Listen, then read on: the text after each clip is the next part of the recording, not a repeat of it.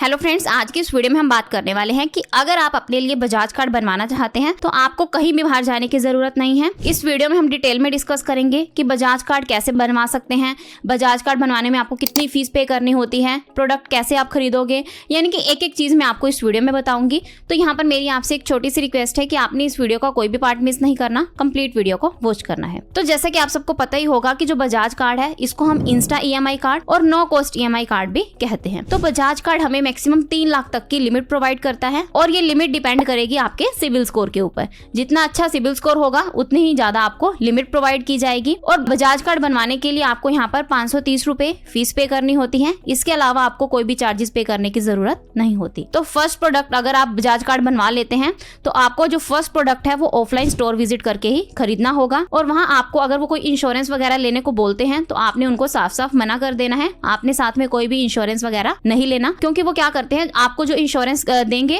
उसके बदले में एक्स्ट्रा चार्जेस भी लेंगे। तो इसलिए आपने यहाँ पर कोई भी इंश्योरेंस नहीं लेना है। सिंपली जो फीस है 530 रुपए वही पे करनी है और अपना जो प्रोडक्ट है वो खरीद लेना है।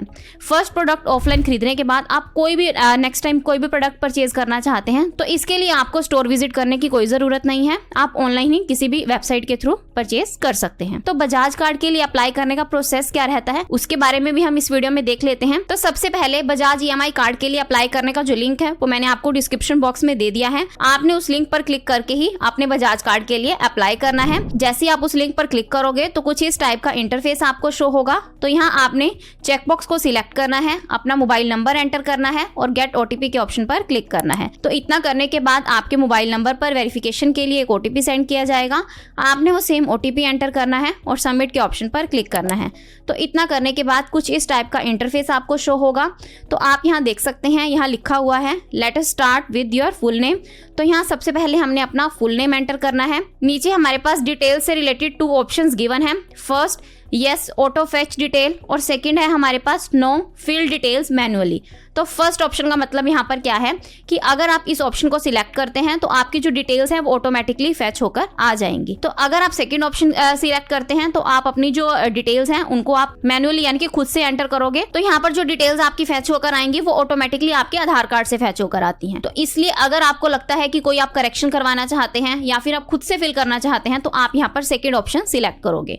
तो हम अपनी जो डिटेल्स है वो मैनुअली फिल करना चाहते हैं तो इसलिए हम यहाँ पर सेकंड ऑप्शन सिलेक्ट करेंगे और अपनी जो डिटेल्स हैं उनको मैनुअली फिल करेंगे। अब हमने यहाँ पर अपनी पर्सनल डिटेल्स एंटर करनी है। सबसे पहले हमने अपना नेम एंटर करना है एज पर पैन, यानी कि जो पैन कार्ड के ऊपर आपका नेम है सरनेम के साथ वैसे ही आपने यहाँ पर अपना नेम एंटर करना है। अपना जेंडर सिलेक्ट करना है, अपनी डेट ऑफ बर्थ एंटर करनी है। डेट ऑफ बर्थ भी आपने अपने पैन कार्ड से मैच करके ही यहाँ पर एंटर करनी है। पैन कार्ड नंबर एंटर करना है। एम्प्लॉयमेंट टाइप सिलेक्ट करना है। अगर आप जॉब करते हैं तो सैलरीड सिलेक्ट करोगे। अगर आपका खुद का बिजनेस है तो आप यहाँ पर सेल्फ एम्प्लॉयड सिलेक्ट करोगे। Current residential pin code enter करना है। Current residential city name enter करना है। दोनों चेकबॉक्सेस को सिलेक्ट करना है और कंटिन्यू के ऑप्शन पर क्लिक करना है। तो इतना करने के बाद आपने यहाँ पर थोड़ा वेट करना है। तो यहाँ लिखा हुआ है preparing your Insta EMI card application. तो अब आप यहाँ देख सकते हैं हमें यहाँ पर जो लिमिट मिली है वो 1,25,000 की मिली है। तो ये लिमिट हमारे सिविल स्कोर के ऊपर डिपेंड करती है। तो मैक्सिमम जो बजाज कार्ड है वो हमें 3 लाख तक की लिमिट प्रोवाइड करता है, बट हमारे सिविल स्कोर के बेसिस पर हमें यहाँ पर जो लिमिट मिली है वो 1,25,000 की मिली है। तो जरूरी नहीं है कि आपको भी 1,25,000 की मिलेगी। तो हो सकता है आपको इससे ज्यादा अमाउंट की भी मिल सकती है, हो सकता है आपको इससे कम अमाउंट की भी मिल सकती है, क्योंकि ये डिपेंड करेगा आपके सिविल स्कोर के ऊपर। तो अगर आप इस लिमिट से सेटिस्फाइड हैं और अपना कार्ड आगे अप्लाई करना चाहते हैं तो आप यहाँ पर कंटिन्यू करोगे। अगर आपको लगता है कि आप यहाँ पर आपको जो लिमिट है वो बहुत कम मिली है, आप बजाज कार्ड नहीं अप्लाई करना चाहते तो आप यहाँ से भी बैक जा सकते हैं। बट हम यहाँ पर अपनी जो लिमिट है उससे सेटिस्फाइड है तो हम यहाँ पर कंटिन्यू करेंगे। देन हमने यहाँ पर थोड़ा वेट करना है। अब यहाँ पर थोड़ा लोडिंग टाइम लेगा। अब इस पेज पर आपको आपका फुल नेम, आपकी डेट ऑफ बर्थ, आपका पैन नंबर, ये सारी डिटेल्स शो होंगी। तो आपने यहाँ पर चेकबॉक्स को सिलेक्ट करना है और गेट OTP के ऑप्शन पर क्लिक करना है। तो अब आपके मोबाइल नंबर पर वेरिफिकेशन के लिए OTP सेंड किया जाएगा। आपने वो सेम OTP एंटर करना है और सबमिट के ऑप्शन पर क्लिक करना है। तो इतना करने के बाद आप यहाँ देख सकते हैं यहाँ लिखा हुआ है वॉलेट क्रिएटेड सक्सेसफुली। तो अब जो नेक्स्ट स्टेप है वो है आइडेंटिटी वेरिफिकेशन। तो यहाँ हमने अपना जो एड्रेस है उसको वेरीफाई करना है। तो अब आपको यहाँ पर आपके आधार कार्ड और पैन कार्ड वाला एड्रेस शो होगा। अगर आपका जो करंट एड्रेस है और परमानेंट एड्रेस है दोनों सेम है, तो आपने इस चेकबॉक्स को सिलेक्ट करना है, yes this is my current residential address. अगर आपका जो आधार कार्ड वाला एड्रेस डिफरेंट है और आप जिस एड्रेस पर आप करंट टाइम पर रह रहे हैं वो एड्रेस आपका अगर डिफरेंट है तो आपने यहाँ पर क्या करना है, no I want to update my address, और अपना जो करंट एड्रेस है वो आपने यहाँ पर मेंशन करना है। तो हमारे केस में हमारा जो एड्रेस है वो सेम है, तो इसलिए हम यहाँ पर first option yes this is my current residential address इस ऑप्शन को सिलेक्ट करेंगे और कंफर्म के ऑप्शन पर क्लिक करना है। तो जैसा कि मैंने आपको वीडियो की स्टार्टिंग में भी बताया था कि बजाज कार्ड को बनवाने के लिए आपको 530 रुपए ही पे करने होते हैं, इसके अलावा कोई भी आपको एक्स्ट्रा चार्जेस पे करने की जरूरत नहीं होती। अब हमने यहाँ पर 530 रुपए की पेमेंट करनी है। तो पेमेंट करने के लिए हमारे पास यहाँ पर 3 ऑप्शंस हैं, फर्स्ट यूपीआई, डेबिट कार्ड और क्रेडिट कार्ड। आप किसी भी मोड से पेमेंट कर सकते हैं, तो मैं यहाँ पर यूपीआई से पे करूंगी, तो इसलिए मैं यहाँ पर यूपीआई वाला ऑप्शन सिलेक्ट करूंगी। देन हमसे यहाँ पर पूछा गया है कि आप यूपीआई के किस मोड से पेमेंट करना चाहते हैं, तो हम यहाँ पर गूगल पे से पेमेंट करना चाहते हैं, तो इसलिए मैं यहाँ पर गूगल पे वाला ऑप्शन सिलेक्ट करूंगी। तो जैसे ही हमारी जो पेमेंट है वो सक्सेसफुली कंप्लीट हो जाएगी, तो आप यहाँ देख सकते हैं यहाँ लिखा हुआ है कंप्लीटेड, मींस हमारी जो ट्रांजैक्शन है वो सक्सेसफुली कंप्लीट हो चुकी है। अब इस पेज पर आपको आपका जो इंस्टा ईएमआई कार्ड है उसकी डिटेल्स शो होंगी।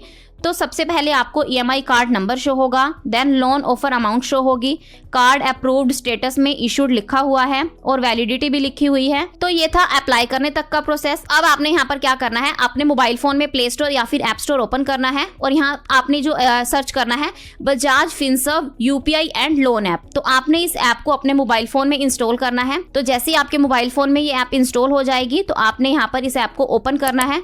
ओपन करने के बाद आपको कुछ इस टाइप का इंटरफेस शो होगा। तो यहाँ आपने कंटिन्यू के ऑप्शन पर क्लिक करना है, देन परमिशंस को अलाउ करना है। यहाँ पर हमने थोड़ा वेट करना है, चेक बॉक्सेस को सिलेक्ट करना है और कंटिन्यू के ऑप्शन पर क्लिक करना है। तो अब यहाँ हमने 4 डिजिट का एक एम पिन सेट करना है।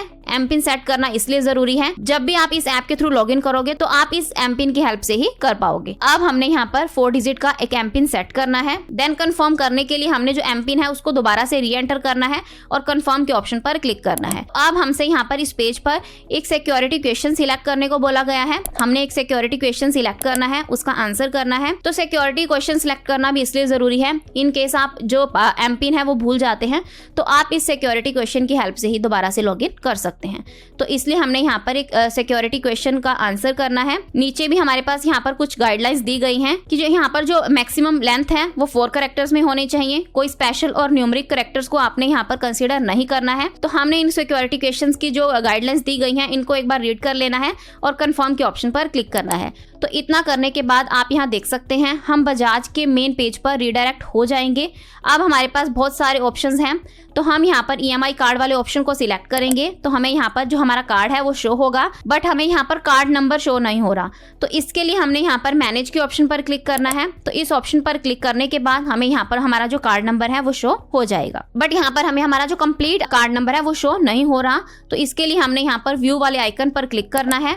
तो आपको यहाँ पर सिम वेरिफिकेशन करना है, तो इसके लिए आपने अपनी सिम सिलेक्ट करनी है और सबमिट के ऑप्शन पर क्लिक करना है। तो अब आपने अपनी डेट ऑफ बर्थ एंटर करनी है और कंटिन्यू के ऑप्शन पर क्लिक करना है। तो इतना करने के बाद आपको आपका कंप्लीट कार्ड नंबर यहाँ पर शो हो जाएगा। तो यहाँ पर हमें नीचे जो first purchase loan offer amount है वो भी शो होगी जो कि 50,000 है। तो यहाँ टोटल लोन ऑफर हमें कितना हुआ था, 1,25,000 का, और जो फर्स्ट प्रोडक्ट है वो आप 50,000 तक की वैल्यू का ही, यानी कि 50,000 तक की अमाउंट का ही खरीद सकते हैं। तो इससे ऊपर की अमाउंट का आप यहाँ पर नहीं खरीद सकते। तो इसलिए हमें यहाँ पर जो प्रोडक्ट परचेज करना है वो इतनी ही लिमिट के अंदर परचेज करना है। तो लास्ट में मैं आपको यही सजेस्ट करूंगी कि अगर आप बजाज कार्ड बनवाते हैं तो आप जो भी प्रोडक्ट परचेज करने के लिए स्टोर पर जाओगे, यानी कि जो भी फर्स्ट प्रोडक्ट आप ऑफलाइन परचेज करने के लिए स्टोर पर विजिट करोगे, तो आपने वहां पर पूछ लेना है कि ये प्रोडक्ट हमें नो कॉस्ट ईएमआई का ऑप्शन दे रहा है या नहीं दे रहा।